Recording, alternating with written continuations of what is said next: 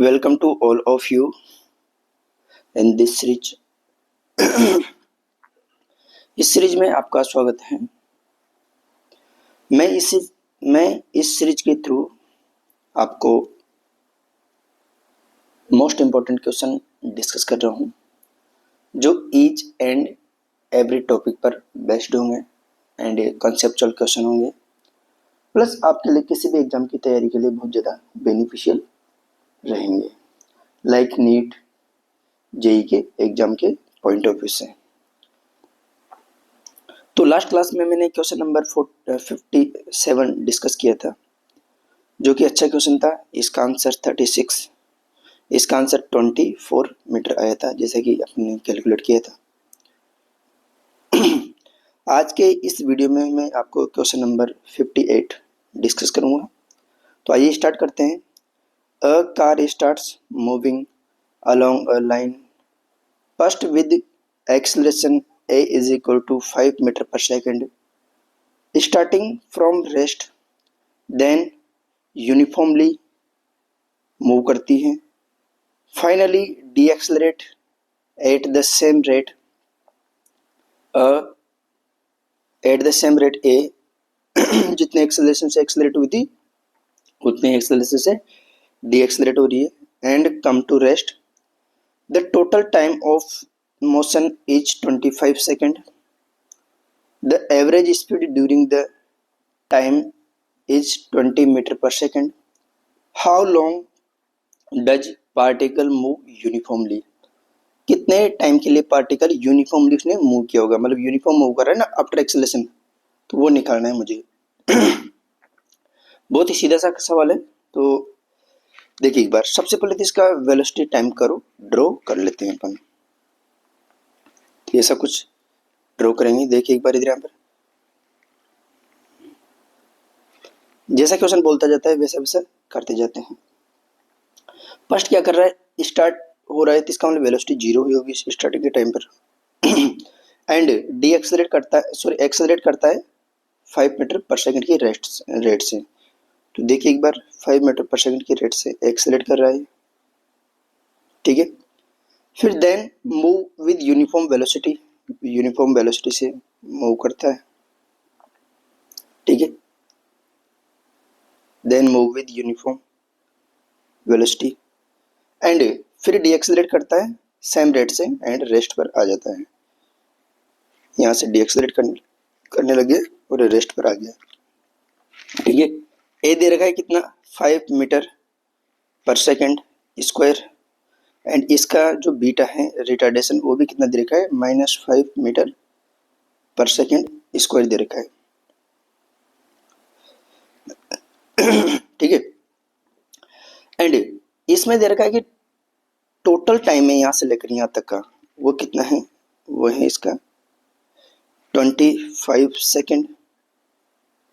And यहाँ से लेकर स्टार्टिंग से लेकर पॉइंट ए से लेकर पॉइंट बी तक की जो एवरेज स्पीड है, उसकी एवरेज स्पीड वो कितनी दे रखी है, वो दे रखी है 20 मीटर पर सेकंड दे रखी है, ठीक है।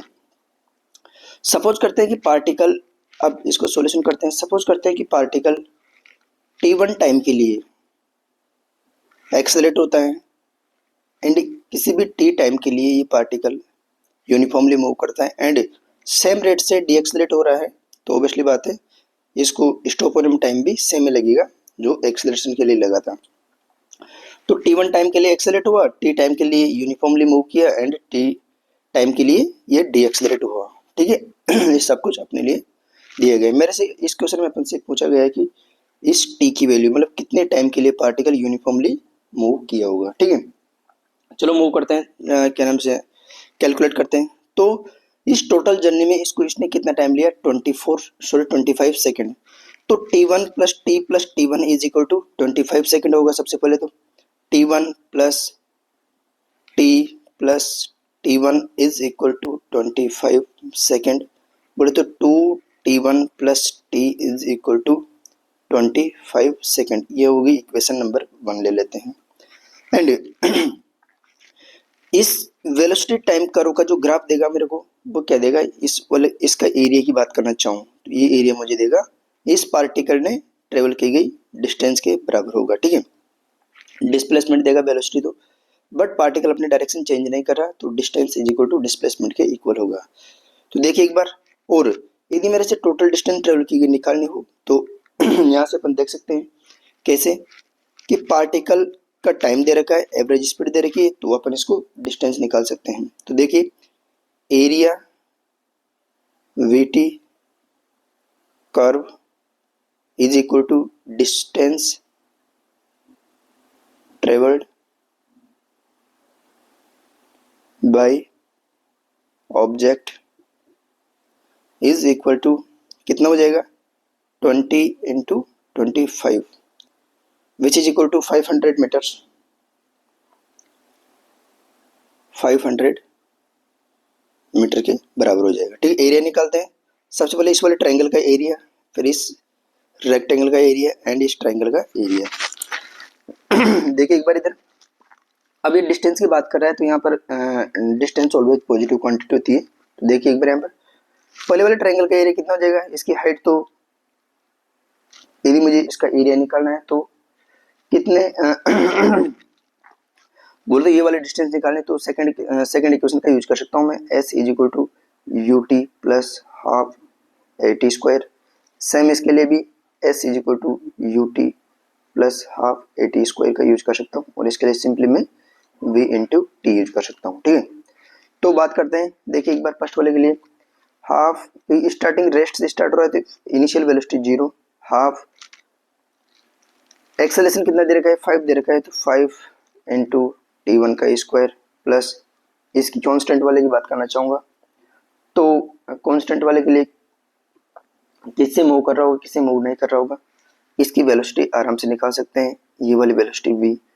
इस वाली इक्वेशन से बात करना चाहूँ तो फर्स्ट इक्वेशन का यूज कर सकता हूँ, v is equal to u plus a t, u तो 0 है सही, तो टी1 यहाँ से लेकर यहाँ तक इस v वाली वेलोसिटी निकालने के लिए 0 प्लस 5 टी1, तो किस वेलोसिटी से कॉन्स्टेंटली मूव किया होगा, v इज इक्वल टू 5 टी1, तो 5 टी1 प्लस फिर ये वाली डिस्टेंस हाफ 5 टी1 का square is equal to 500 metre. ठीक है, देखिए एक बार 5 यहाँ से कॉमन आएगा, यहाँ से कॉमन आएगा, यहाँ से कॉमन आएगा, तो ये दोनों मिलकर 100 मीटर्स के इक्वल हो जाएगा अगली लाइन में।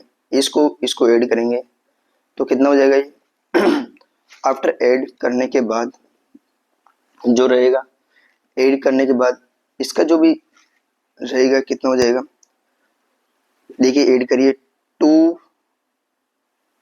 ऐड करेंगे तो देखिए हाफ और हाफ दोनों मिलकर ये 1 हो जाएगा, तो यहाँ से मैं कसता हूँ मैं कितना हो जाएगा, हाफ कॉमन आ जाएगा, बोले तो 5 मतलब 5 टी1 का square plus 5 t1 is equal to, sorry यहाँ पर टी, और क्योंकि डिस्टेंस की बात की नहीं वाला t is equal to 500 metre. तो यहाँ से देखना चाहूँगा तो मैं आगे उसको और प्रोसीड करना चाहूँ, तो देखिए एक बार टी1 स्क्वायर प्लस टी1 टी इज इक्वल टू 100 के बराबर हो जाएगा।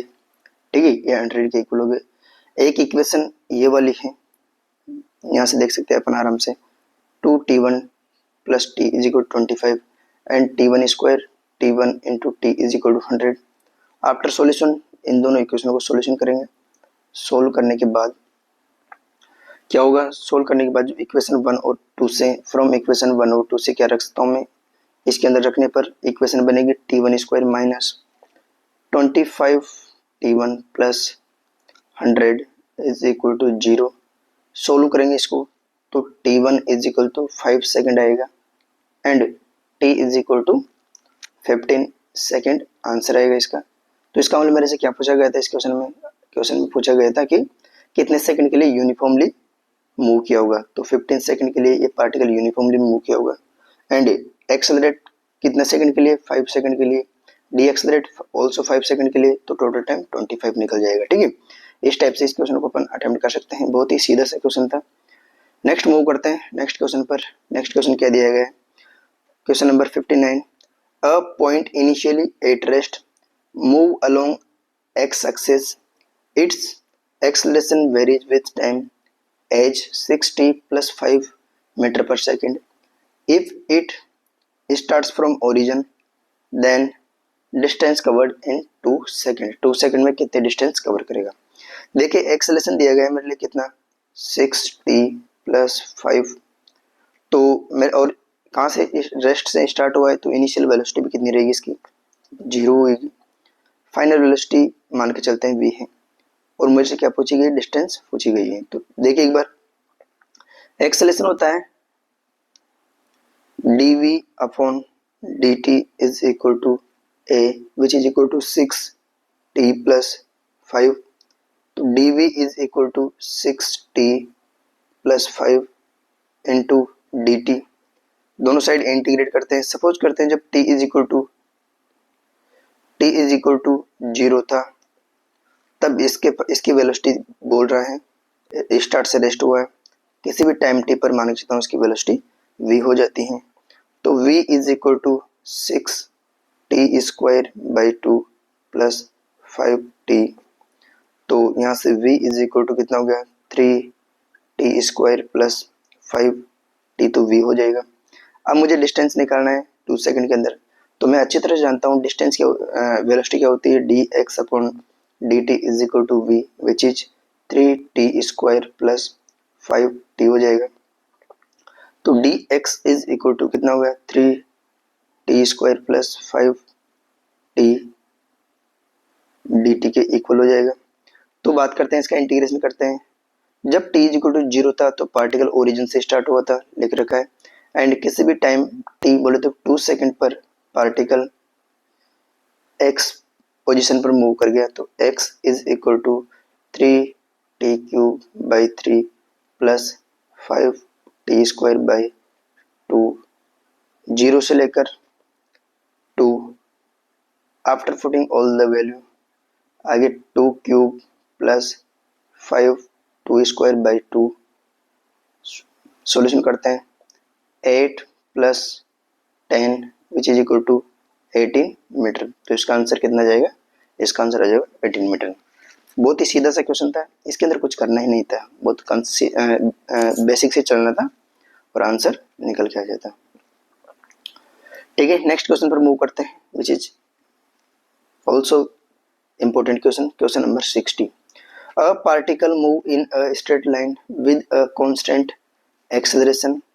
It change its velocity from 10 to 20 meter per second while passing through a distance 35 meter in t second.